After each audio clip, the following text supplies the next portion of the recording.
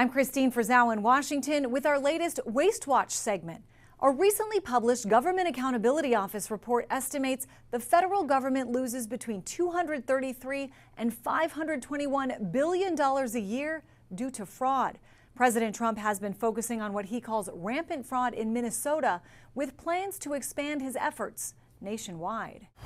Following allegations of widespread fraud by Somali Americans, GOP lawmakers on Capitol Hill blamed state Democratic leaders for ignoring and covering up the fraud for years. Minnesota Democrats didn't just fail to stop the fraud.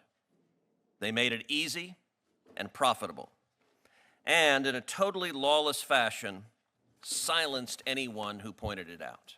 One witness at Wednesday's hearing also appeared in this viral video, purportedly showcasing the fraud at daycare centers and medical companies in Minnesota.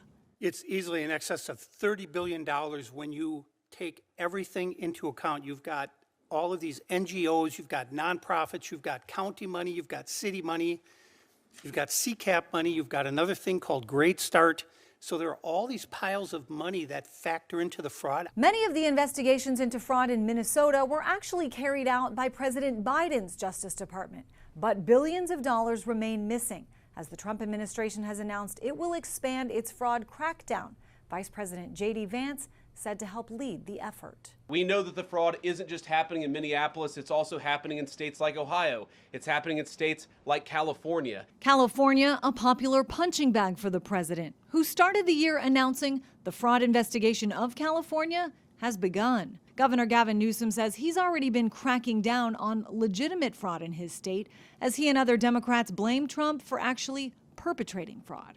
He has slashed staffing at the Internal Revenue Service by more than a quarter, guaranteeing an increase in tax fraud, avoidance, and cheating, primarily by the super rich.